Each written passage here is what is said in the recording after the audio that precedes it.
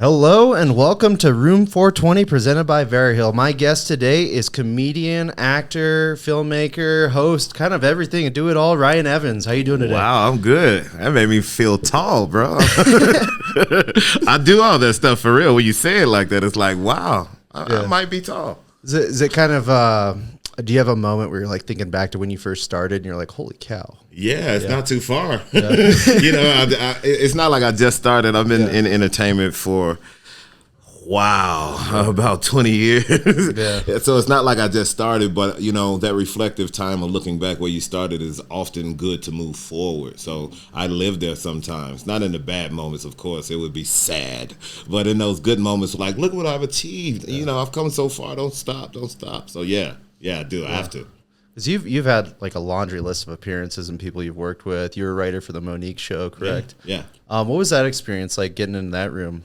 It was so much fun. It was like one of my very first experiences with something so big. You think BET like big, you say, but yeah, the network is a very, very big platform of launching a lot of careers and people, of color, where we can see them a lot. And the Monique show was fascinating because she was the first female late night talk show host.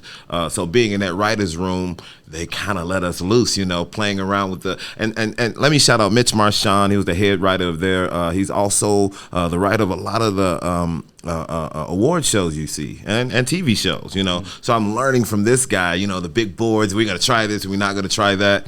That experience kind of makes it so you have confidence when you move forward and experiencing in another realm. That writing helped me to maybe I can write something myself. And me and my I started with sketches. I've been writing sketches for a couple of years, and I was putting them out like a madman, bro. Yeah. Like every week I was putting a new sketch out. Like, and we would do it like not like on your phone. Like we would take real cameras, real lights, and try to make it as Saturday Night Live as I could. So just because that's what I wanted to groom myself for, not just doing something zany on camera, but doing something that I can really flourish and make money with. I want to be on TV, so shoot them that way. And it kind of from the writer's room, doing sketches, and I started comedy in Los Angeles. So working with a lot of those comedians, it kind of piece by piece makes everything make sense when it's like, okay, now I'm going to do my own projects and see what happens. So that writer's room, amongst other things, from the past, was something that you started, first question, I look back on and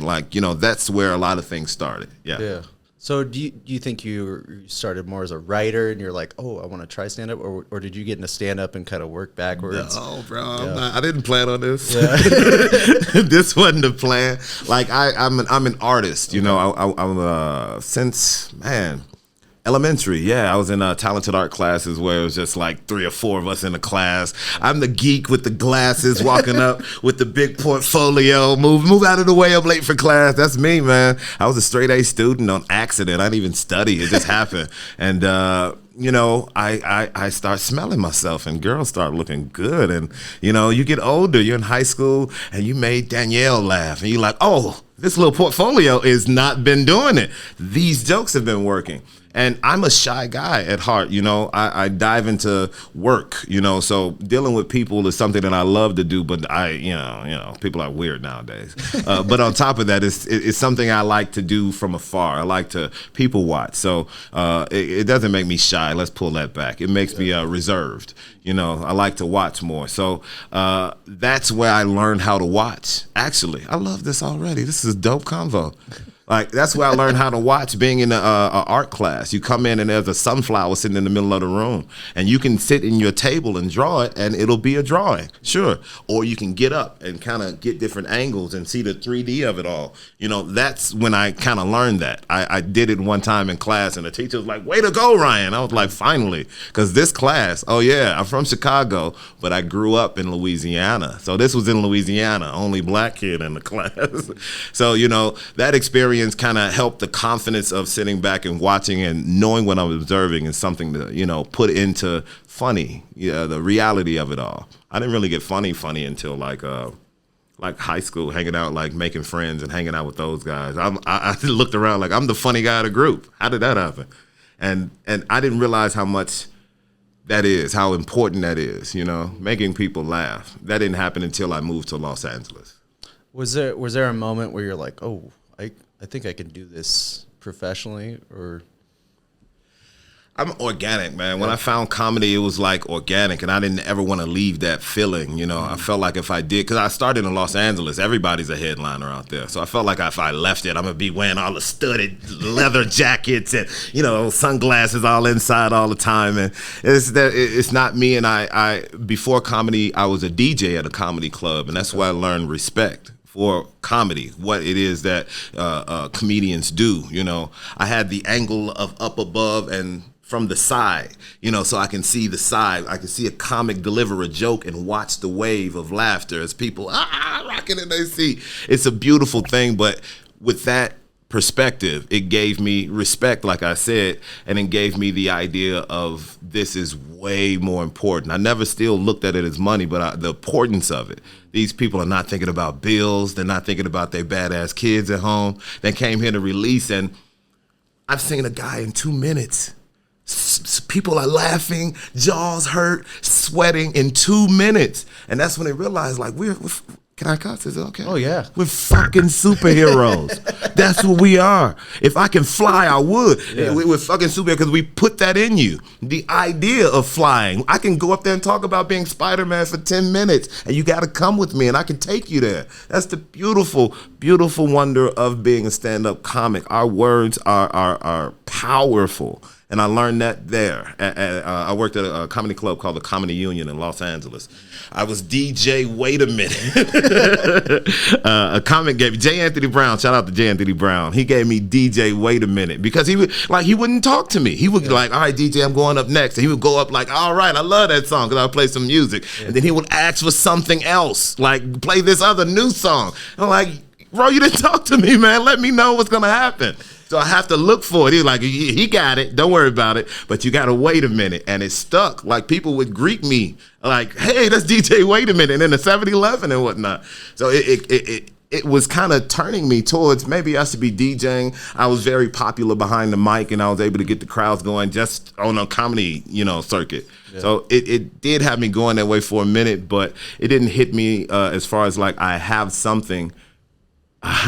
So there's a very, very famous comedian in my mind. His name is Ricky Harris, R.I.P. Ricky Harris was the DJ for Robin Harris. He had a very, very distinguished comedy night in Los Angeles. Robin Harris, the Bebe Kids, house party. For those that don't know, I do realize I'm in Denver. But a very, very famous guy. Ricky Harris was in Heat with Al Pacino and everything like that. So very, very good dude in the community. I think he came from South Central, bro. Like, Ricky was that dude to me as a DJ, right? But he was also a comedian. So he would come in and do comedy from time to time. And one time he came in, I just got off the stage. I'm a DJ, so I come from the DJ booth, get on stage, go back upstairs, and I was heading back upstairs. He's like, hey, DJ, who was that on the stage? Man, they were killing it. I was outside and I heard them laughing. I said, that was me. He said, what? Man, DJ, you got to give the turntables up. You got to stick to this. It's that. That's what I think we should do. Like, it's someone who's listening to this and like, I wish I can get that word from Ryan, or someone who doesn't think that big. Ricky was that big enough to say, this is what I need to do and push forward in it.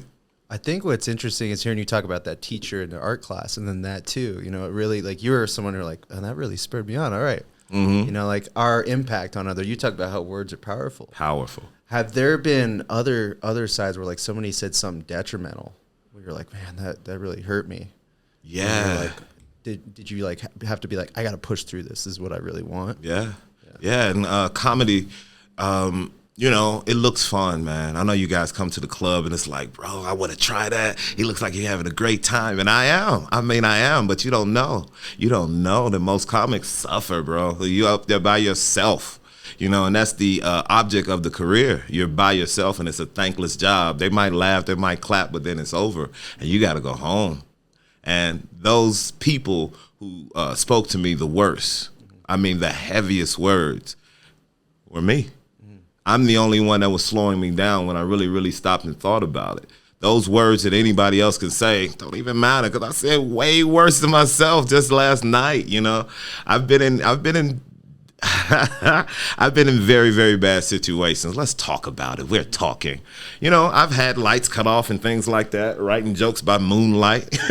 I've been depressed enough to classify myself as a hoarder. Like, I had shit everywhere in my house.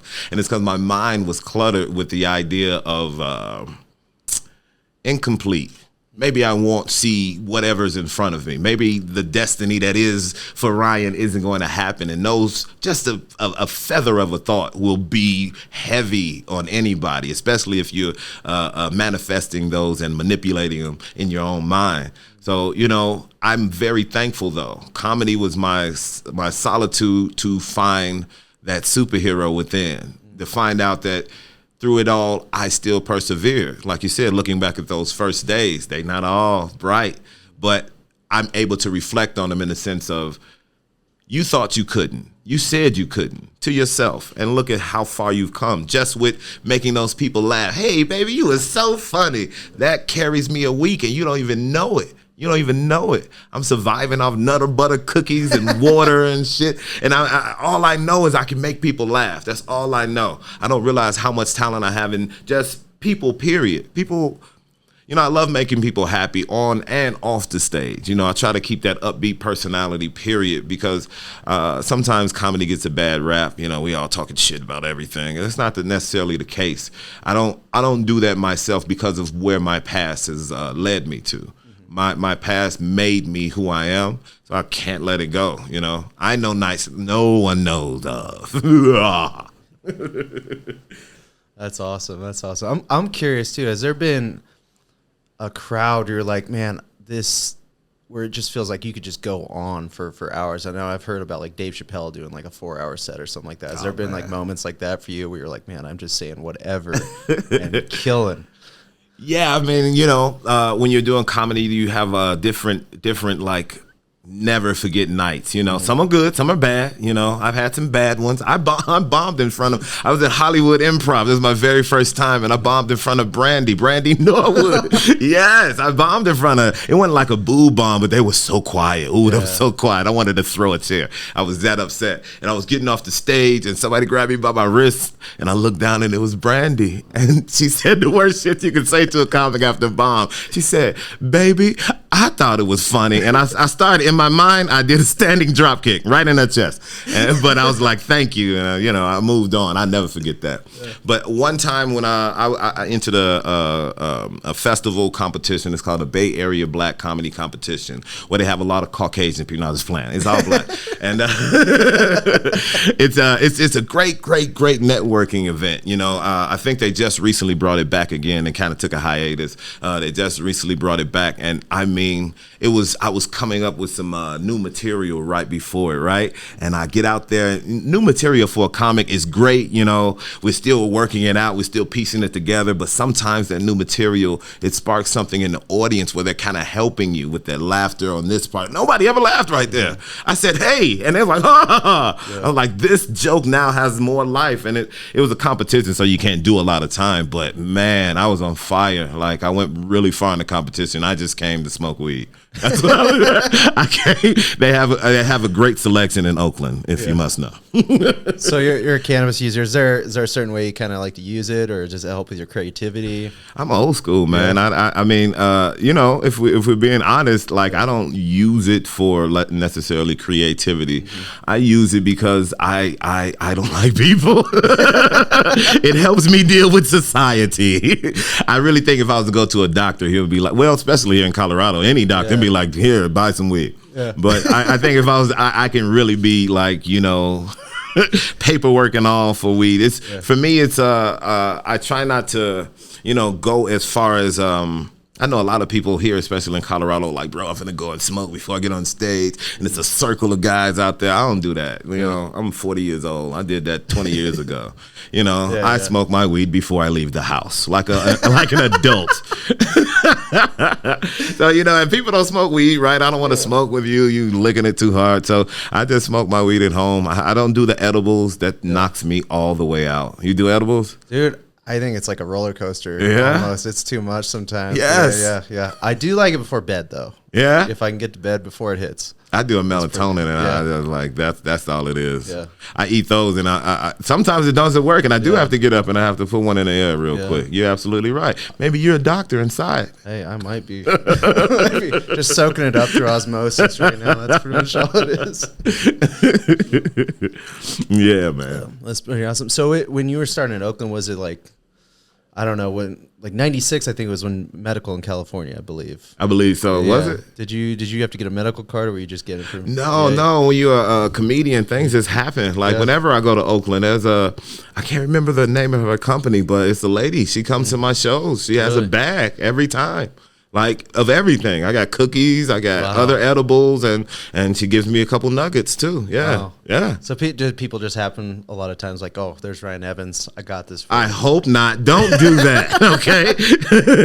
That's the reason why I don't smoke everywhere. I don't want people to be like, here comes Rion, get their weed ready. You know. I like, because some people pay you in your vices when you're young. You know, like you smoke cigarettes. I've been paid. I used to smoke cigarettes, so I've been paid in cigarettes, and I'm like, this is stupid.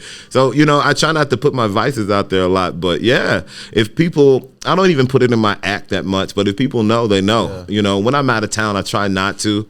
You know, it's just discipline. You got to have some sort of discipline in your life. I try not to, and it makes it a great day when I get back in town. Like, oh, those couple of days were great. Now back to normal. I'm curious, you talked about discipline too, and which I think you talked about, you know, this image of comedians, like it's fun, but I want to talk about like, what's your discipline as a stand-up comic too? My discipline is I was not a stand-up comic, and I was a fan. And the discipline of there's someone watching you. The discipline of what you say matters. You know, I've learned from greats. Oh my goodness. So, oh man. So you know, the greats that I learned from are your friends, your headliners. Most of my friends are on TV. I was there when Kevin Hart started. I was there when Tiffany Haddish got started. You know, I'm the DJ. Everybody got to come see me. You know, you want to hear your hits. So when I started comedy, I joined a higher fraternity than just open mic. I was always on a higher level, and those people, you know, really cared and looked out for me. And man, it's just sad. I hate to mention what I'm mentioning. Just a couple of days ago, man.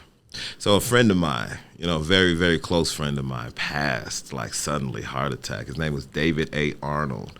Very, very funny guy. He wrote for the sitcom Fuller House, and he had a couple specials on Netflix. He was just getting the stride, you know. His first one blew out of the water. It's called Fat Ballerina.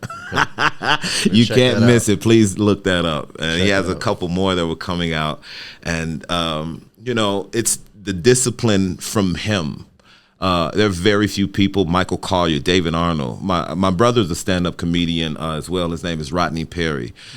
Chris Spencer. These are names you don't know, but you see him all the time. Chris is an excellent writer. He's been writing for a lot of sitcoms for years, let alone a funny, very funny stand-up. He even had his own late-night talk show at one point. And these guys are incredible people. They've taught me that this isn't for everybody. If you can get up there and make people laugh, you fucking do it with respect. You do it with pride for yourself, and you make sure you do it to the fullest, 100% every time. And that's what I learned from these guys. One more time, shout out to David Arnold, R.I.P. Please go and look him up, man. Let me say this. You know, there was a time when I was in Los Angeles, and I was just starting comedy. You know, it was about a year, and I had a car accident, bro. Like, my brakes wasn't shit. My tires were horrible. I hit this guy. He was a Mexican guy. So he was cool. He was like, I don't have insurance either. But you give me a little money. I'm like, okay, I paid him off after a couple of times. But I didn't have no way of getting around as much as I'd like to. It slowed everything down. And, you know, I'm in the midst of being depressed. This was, like, not a uplifting thing. Mr. David Arnold lived next door. Like, my apartment, he lived across the street. So this was before everything. David Arnold called me out of my house, and because he's a nice guy, but he's an asshole. He was trying to make me cry. That's what he was. David gave me a car. He wrote it off and gave it to me right then and said, I'm giving this to you because you have to keep going. Wow. I believe in you. That's what this car represents. He's a nice guy, but an asshole. Weeping like a bitch, right there. But I again, everything I am is to those people I named earlier, and especially to David. Yeah. Do you feel like there's moments where you've been able to pay it forward to like young comics and stuff too, in that sense? Because of that car, I have to. You know, this town is a hard town to kind of do that in. Everybody thinks they kind of got it. You know, I know what I'm doing, and you've been doing it a month. You don't know shit. There's a community here that doesn't know Hollywood, doesn't know that this is $1 million business. This is can be your bread and butter. You know, I haven't worked in 20 years. Like, my last job was Wells Fargo. Shout out to all those accounts I opened. I hope you guys are okay. But, you know, it gets to a point where it becomes like a eye level kind of feeling here. Everything here is kind of like mic to mic, open mic to mic, and you don't really grow because you don't know you can. So I started in Los Angeles. I have the responsibility. I was trying to find a lighter word, but I can't. I have the responsibility of, I have to teach. I have to. Sometimes talking to people like, man, maybe you should go at it this way, set people's off the wrong way. Like, oh, I don't like your tone and how you said it. Like, but still, did you hear me though? Yeah. So I try not to talk to people before I show my walk. Yeah. I try to be an example, even from afar. You know what I mean? So if it is something that is intriguing enough to your eye or to your spirit of comedy, you'll come to me. And at that point, I'll give you everything, everything I can. I've been doing comedy 20 years. There's nothing you can take from me. Yeah. Nothing. I have to give it to you, because if you get better, you increase, you get funnier, you earn more money, that means one thing. I do too. But if everybody's free, everybody's being accommodating to just come on in, this is zany comedy. Like, no, this is a professional career. This is everything. I wake up to it, I go to sleep with it. So, you know, my responsibility is to constantly be an example, and, you know, ask me something, I'll tell you anything, and I'll never lead you down the wrong path. I know how important comedy is. I'm curious too. You talk about being in Los Angeles too. Have you experienced, you know, the difference between like a Los Angeles versus a New York market? Has there been like somewhere you've seen there? Yeah. Los Angeles market is you will not get paid, and they're cool with that. And it's because all of them are headliners, so they're like, you already got paid on the road, or you already been in a movie, or whatever the case. Los Angeles versus New York. Here's the difference. Los Angeles, I say we because that's where I started. We are storytellers. We like to, you know, walk you down a path, give you all those details and everything, paint a good, vivid picture. New York. Monsters. They come to cause pain. There is television that they know about and they're trying to achieve in New York, but for the most part, that's traditionally a West Coast thing. In New York, they come, bam, rapid fire, pow, pow, boom, bam. They're storytellers as well, but they don't miss beats. They don't let anything linger. It's a stronger approach, but at the same time, I know for television, when you're writing your acts, and I hope someone's listening, when you're writing your acts, write it for television. Talk about things that can go on television. Your dick cannot go on television. So talk about some other things, but that's where I learned that in LA, you know, have your story ready. Otherwise, we're going to have to make something up, you know, and people don't do that. To have your own story ready. Bill Cosby wrote his own story. Even you can count Chappelle. Some of those things come direct, and some of the sketches come directly from his material. Bernie Mac. So that's what I learned that from. When you're writing, write something that can get you some money. You know what I mean? Yeah. That makes a lot of sense. Because I was curious too. I mean, you talked about that rhythm and stuff too, you know, and is there a music you kind of hear in comedy? You're like, oh, I can kind of see where this guy's coming from. Like, oh, that's a Chicago kind of comic, or you know what I mean? Like, is there something you're kind of figured out? You've been doing it for 20 years. Yeah. So when I was younger in comedy, I put a tour on myself. I was touring my brother. Big shout out to Rodney Perry. Man, today's Rodney's birthday. Happy birthday. Happy birthday, Rodney, man. Yeah, I toured with Rodney. We went all over the country, all in the improvs and A rooms. But, you know, opening up is not enough. It doesn't, you know, keep you sustained. So I fuck that. I would stay and I would make myself part of your city. I would call ahead of time, like, man, if you were in here a little longer, like, bro, I'm gonna be there. I'm there. I'm there for a whole month. You're gonna have to see me. Yeah. And that's banking on yourself because they can see you and you're horrible and they never want to see you again. So I would bank on that. I'm funny enough to, you know, I'll move through your open mic circuit, work my way up and make a little more money in your town after the fact. So for me, I keep that mentality, you know, keep growing. Mm-hmm. I can't stop growing. And even if it's not hitting as many stages or things like that, sometimes my growth is just living life and you get another perspective or something like that. So I don't know if I even answered the question. It was a tough question. It just kind of like, I like it this way because like, I mean, you listen to rap or something. You hear like music. How Kanye, I forgot the question. You know what I mean? It's like you hear Kanye and you're like, oh, that I recognize that. You know what I mean? When you listen to different comedians, especially like in the South, I can tell exactly where you're from. You know, Atlanta has a different way and approach. It's a mixture of New York, I think, and just the South in itself. You know, New York, like I said, oh man, you feel a fist of jokes coming at your chest, your sides. It's very vicious. Chicago. Oh man, that's what the steppers are. I mean, it's always smooth. It's laid back. We might walk you to a callback you could never see coming, and we'll do it with a frown on our face just because this is our everyday. I love Chicago comedy. You get a mixture of everything in Chicago. LA storytellers. Great storytellers. Let me not brush over that. Great storytellers. That's where a lot of like I said, a lot of TV shows and everything come from those stages, those comedy stages. Anywhere else, like I'm starting to learn Denver. You guys are so dark, bro. I don't know. We need comedy therapy. It's a different place. I feel you. I don't know how to be that dark in a comedy setting. Like everybody's gonna laugh and you like my dog died, and we're gonna like this is right after Welcome to the Stage. Like, come on, bro. So I'm curious. Like you talk about like the rhythm and mood and everything else, and people are always talking about know your audience. Mm-hmm. Is there ways for you where you're like, hey, I walk on stage, I'm trying to figure out my audience too? Mm-hmm. Some of that for me, I like before. You know, I know no one knows me, and that's like some people are like, man, I can't wait till everybody know me. I know it's a different lifestyle when you walk in a room and people expect funny from you. You're the headliner. People expect you to close out this show properly. So I know that responsibility. So I relish in.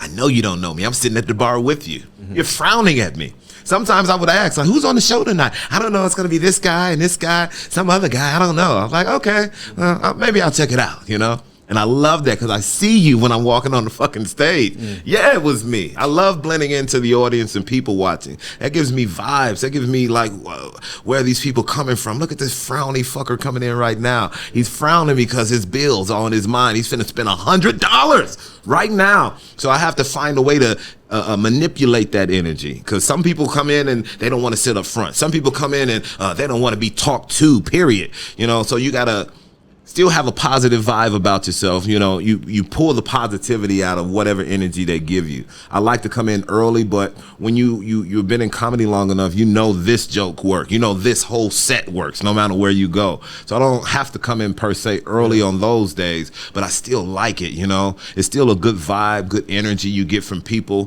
For me, I rarely get nervous, so that energy makes me anxious. Like, when am I next? I'm ready right now. I love to go first. I'll go last. I'll go in the middle because to me, it's still my audience while I'm on that stage. So I try my best to figure it out beforehand, but sometimes I can do it while I'm on the stage. For me, I like to have fun sometimes. I might not even tell a joke. I might just talk. And that helps to find, okay, I make eye contact with that guy, pan in the room, joke, pan in the room, eye contact back. Okay, now he's smiling. Little fucker, you can laugh. That was a joke. Come back and he's looking somewhere else. Yeah. So he's my gauge all the whole night, you know, of the whole room. If everybody's dying laughing and he's not, it's not a good show to me. Yeah. It's just a comedy thing. Yeah. You find someone in the audience and it happens that way. Which one of these things are not alike? This fucker with his arms crossed sitting here thinking about his light bill. Like, shake it off. Have fun with me. Yeah. If I am able to get him, you can't tell me shit that night. Yeah. Like, I mean, that was the best night ever. Did you see that one guy? He didn't want to clap for me. He only had one arm. I made him clap anyway. I sure did. Which is interesting. You're talking about having a cap or a goal in mind, and I think it's so fun. It almost kind of sounds like a social skill that you can kind of develop too. Some people where it's like, all right, you know, a lot of people can take away like, hey, I'm not a stand-up comic, but I can listen to Ryan talk about this, and I can walk into a cocktail party and maybe I can muster up the courage to do something like that. You know what I mean? So it's really cool to hear that, like, you can kind of, I wouldn't say a social chameleon, but you can be like, hey, I'm going to make that guy's day better and have that talent. And that's pretty cool. Comedy's all confidence, pretty much. You know, I love, like you said, making people's day. I know you don't know me, but I came to get this burger from your drive-thru, so I'm going to make you laugh in the drive-thru, you know. I know your day could be hard, you know. I've worked at KFC. That was before any of this came about. So as we talk about being social, I think a lot of my jobs, like KFC, I've been a banker, all these things make me social, you know, and coming from a reserved place when I was younger, even that's a thing I wear with pride. You know, being able to talk to anybody. You know, when I get on the stage, that's that pride I have. I'm not gonna tell these jokes. These guys don't want to hear jokes. I saw the last guy bombing with jokes. I'm not telling jokes. I'm gonna just talk to them, see what happens. Let them bring me to the funny. You know what I mean? And that's all it is. The confidence of you are funny. That's all comedy is. You can write as many jokes as you want. You could be some brilliant writer, but when it's done, are you funny? I can recite your jokes better than you. Are you funny? That's all. That's interesting. I'm curious too. What did you do at KFC? What was your job? I was initially hired to butter biscuits, which is like weird. Like, who got fired? Who the fuck couldn't butter the biscuits right? But they hired me for that, and I was hoping to be a cook because I love that shit. You know, they look all on the commercial, they flipping it around and shit. I didn't get to be a cook for a long time. They, you know, these dimples, we got to put them on the front line and shit. You know, but that's why I became even more social. Friend of mine I met then. Damn, so many people. R.I.P. Cedric Walker. Cedric, this is how I began to come out of my shell. Cedric came up to me after we had gave someone a catering order, walked into a car, and we was walking back. You know, Cedric was like, "Hey man, what you doing after work?" Like, ain't nobody ever asked. I'm what am I, sophomore, junior in high school, trying to blend in and be a wallflower. This guy's like, "Man, you want to go kick it? We're going to be playing video games." I'm like, fucking video. I love video games. Yeah, we got James Bond. I'm like, that's all the fuck you had to say. Why you say that earlier? Y'all been playing without me all this time? And that's when I tell you earlier I was a funny person in my group. I didn't have a group until Cedric said that. Cedric could have not said that. Cedric could have never said that. Cedric was the star football player, athlete, muscle-bound guy. He could have walked by little puny Ryan. Yeah. These instances in your life you can't overlook. There's something that's shaping you. There's someone that sees fit to build you.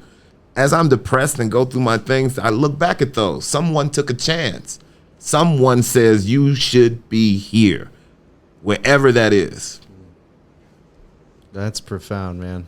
Oh, man, you don't know how deep it goes. Yeah, that's awesome. Me and my girl, we live in Aurora, man. Like I said, we love movies. I love superhero shit, you know. We were going to the Batman movie. We were going to the Batman movie. 2012? We were going. Yeah. We were on our way. There's a guy, you too? Mm-hmm. Went to a different theater down the street. We went to Stapleton. We went to the theater there, you know. A guy who wanted to manage me, he's like, I got free tickets at Stapleton. Bro, if I leave my phone at home, if I drop it on the back seat, I missed that call. Yeah. We make that right instead of the left. Someone sees fit to have you here. And you can't deny that. At the time, I was like, fuck it. I was like 200 pounds. I was like, I don't give a fuck about life. Yeah. I'm funny. It'll come to me. Right? Yeah. Not realizing someone says you're way more important than that. And that shocked me into life. I was drinking hard, everything. And I start changing little by little, working out every day like a madman, running to catch some potential that I thought I was missing, right?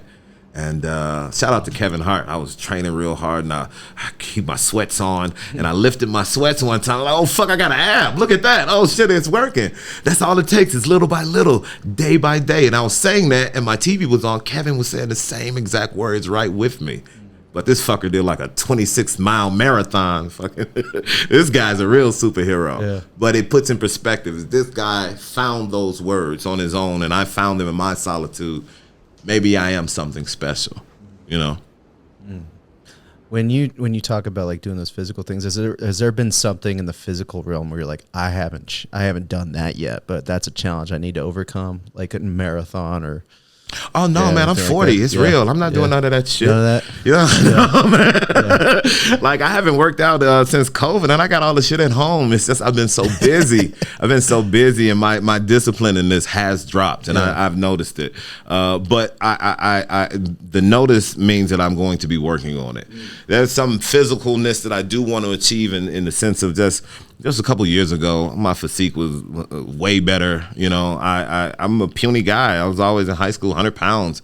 So, you know, I built up to like 180, you know, just working out. I'm an angry worker. You know, I'll get in the gym and I'm mad about every fucking thing, turn on something. And it helps. It does help because it's solitude. You have to find yourself in this gym no matter what. You're alone, bro.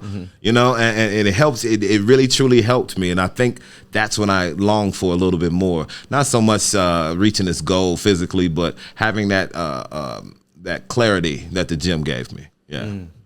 So I'm curious. I'm kind of going to segue a little bit. You talked about being, you know, a superhero guy, comic book guy. Has there been a superhero or comic you're like, man, I need to play this if you get the chance? I would love to do like some Black Panther shit, of course. You know, you see Black Panther and it gets you excited. You're like, bro, I can do it. And he got a whole mask on. You don't even know it's me. Stunt double. But just, you know, I'm an actor. You know, I'm an award-winning actor here. So when I see things like Black Panther that really entice me, man, my imagination is wild. I dive right in, you know. And yeah, Black Panther is one of my favorite. I love Spider-Man, but Tom is killing it. I wouldn't want to take that from him. He's killing it, bro. Like I could, my 40-year-old.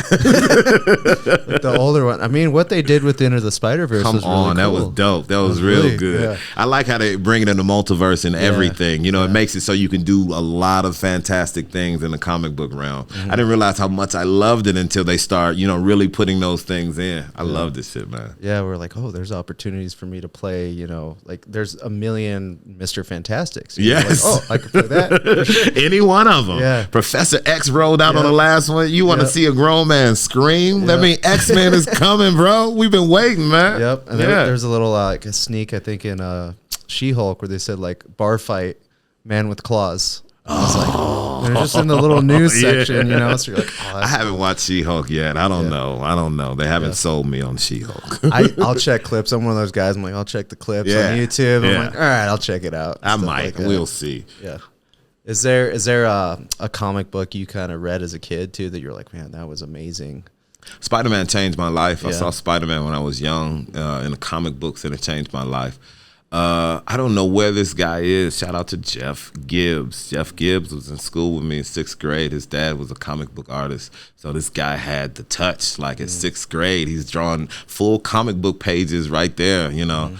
And I was, like I said, artist and everything myself. I can paint and draw and sculpt and shit, but not like this, not the cartoon characters. So Jeff took time, showed me, man. So I would dive into other characters because now I knew a little bit more. Like I'm drawing like this ninja character. Oh, he showed me a real ninja. This guy has a whole comic book and everything. So shout out to Jeff. Jeff really introduced me to that. But I've always loved like superheroes and the fantasy of it all. Yeah. Is there like, and I'm kind of deep nerding here, but is there like a writer or something like that you'd like to? I know I'm partial to Alan Moore sometimes. I don't know. I don't know if you are a fucking nerd. Like, you read all the pages. He's reading the credits and all. Like, I don't know if a writer stands out to me, but I'll say this, you know, the surface cartoons, like we're going to do the regular Spider-Man, great power, great responsibility, Uncle Ben, whatever. I like the other shit. Like we get a little darker. Spider-Man might kill somebody this time. I like the darker forms of the characters, you know, the Dark Knight and things like that. Are you Marvel or are you DC? I didn't want to insult you by mixing right there. Bro, I'm both. I mean, Yeah, me too. You gotta pick one. I'm like, why? Why? Yeah, don't do that to me. No, I love Batman and the Flash. Come on, man. I like Dark Horse comics too. Growing Yeah. up. I would sneak. Well, it's like they had the Predator and Alien and all that stuff. Nice. And I was like, this is cool. Yes, You know, yes. I saw a film the other day with the Predator in it killing everybody. And like, oh yeah, I forgot about the Predator. Was it Prey? Was it? It might. It was kind of newer. I was like, I didn't know he was still killing. I thought we had got rid of the Predator. It was Native Americans and stuff. I think so. Yeah. It was. I know it was real crisp. It wasn't an old film. It was real crisp. So Yeah, there's so many of those. yeah, the Predators never stop coming. That's what I got a few more questions. For Sure, you. sure. I'm here, man. Let me know. I'm having fun. What is there any like comedic movies too? You talked about like stuff that kind of shone out to you as a stand-up comic. Is there any like comedic performances or movies where you're like, man, that really changed my life? Changed my life. I think, you know, I'm an 80s baby. I think Eddie changed everybody. Coming to America is a classic, you know, and I think that changed everybody. I think for me, movies like that are important. They bring everybody together. There's certain lines I can say that even you know from Coming to America, you know what I mean? And there's certain lines that you can say to someone that doesn't even speak English and would know Coming to America. It's crazy, man. Coming to America changed me because people, I've been here for a long time and I look like that guy. You know, so it was like I can see possibilities in it. I can do that. But I still, even at that age, I never would have thought comedy. Like, my brother's a stand-up comic. He's been doing it for a while. Even when watching him, I never thought comedy was something I would do. So it inspired me and inspired me to gravitate to funny as far as Coming to America, but it didn't move me into comedy. I think what developed me directly into comedy, two things. It was Michael Collier. I watched Michael Collier live on Venice Beach. Michael Collier, Chicago comedian, lives out in L.A. now. I watched him live on Venice Beach before I moved to Los Angeles, and I got to meet him. I thought this was the best set I've ever seen in my fucking life. Michael Collier, I get to meet him. God is moving me to the stage. God is making this happen. That's what I'm thinking, you know. You know, for me, also starting comedy was something I had to be sure of. You know, I worked at a comedy club for a couple of years before I started comedy. I talked to comics before I started comedy. Like I said, the respect of what it was. I didn't want to start it and just be some DJ doing comedy. I wanted to start it and really, really be sure I wanted to do it. Because no matter what, my brother's already doing it. Like, you just doing it because he's doing it, right? Right? Like, no, it's something in me. I had a girlfriend at the time that was a comedian. She was kind of new. And I gave her some jokes to say, and they fucking laughed. They laughed at my material. Oh, so I was like, I'm gonna try it. You know, she kept feeding me, and I tried it, and it's almost like you can see comedy walk in the room. Like, she walked in the room and she picked me up and she kissed me. She said, "I'm sorry, everything else is secondary now." And I that's how it is. Comedy is ultimately first in my life because of what it's done, not just money or the little people who know me. I appreciate you all, but it made the man you see before you. You know who I am as a man. I learned through comedy on that stage. That's awesome. That's something I want to end on, but I want you to be able to have a platform now to plug whatever you want to say. Sure. Shout out to whoever. If you got to take 5 minutes to say whatever, you take your time. I mean, kick my feet up. Yeah, We're going to be here a while. Yeah. No, I'll have a lot to shout out. First off, shout this out. Like, thank you for having me. Thank you for having me. It's like 30 people in the room. So many cameras making this happen. Nah, it's one. What was your name? Noel is making everything happen. He's got like 9 cameras going. He's the man, bro. Like, not one wire. I don't know how he's doing this. But thank you guys for having me. Anytime I love to come back. Appreciate you. This weekend I'm going to be in Chicago, place downtown called the Comedy Bar. I love this place. I perform here at least once a year. I'm going to be there the 16th and 17th of this month. Only 4 shows. I normally do more, but I'm getting 4 and getting out of there. They got some convention, whatever. Other than that, I'm local here in Denver. You can catch me. I'm in Parker. I have shows in Parker. You can catch me in, where else am I, Sue? Highlands Ranch. It's slipping because I've been building my business. You know, I'm more than a comic now. I'm a game show host. Like, bro, I run TV, game show night. It's exactly what it sounds. If you're in the Denver area, look me up. That's www.rionevans.com. That's RIONEVANS. So TV game show night is exactly what it sounds like. I got buzzers. We play Family Feud, Wheel of Fortune, Press Your Luck, and a bunch of other games. We run like 2 hours. So that's been like really like not distracting, but it has a lot of my attention because I'm still able to be a comic and host shows, but it's just a different genre. You know, as I'm 40, when you get older in comedy, you start thinking about, well, what can I do and get paid and not go nowhere with? I don't want to keep traveling as hard, you know, so you start finding different things. Radio is one avenue, and this is something I don't see anybody else doing. I think we're the only people in Colorado that do this, so it's really something I want to put in many places, but it does take my time. But if you want to see me live for comedy, just Highlands Ranch. I'm in a place called the Sports Lounge off of Broadway, and in Parker, I'm at the studio at Main Street every month. Just look me up, www.rionevans.com. Don't call me Rion. That's it, man. I don't have anything else to plug. Do I got anything else, Subu? No. That's it. All right, come see him, guys. Thank you so much for listening to the podcast. Be sure to follow us at Veriheal to stay up to date with the latest in cannabis news. Thanks for listening. Peace. Yeah, get up and get to the bag. That's what I was told before I can give me a load. In the CO, the motherfucking rent be high and most of the bitch be low. I was stuck in my mama's. I ain't had no commas. Now I'm out in LA and ref any runners. And the runs be Obama. We can smoke at the sea level. Yo, bitch didn't get sea shovel. A bitch could leave your homies house.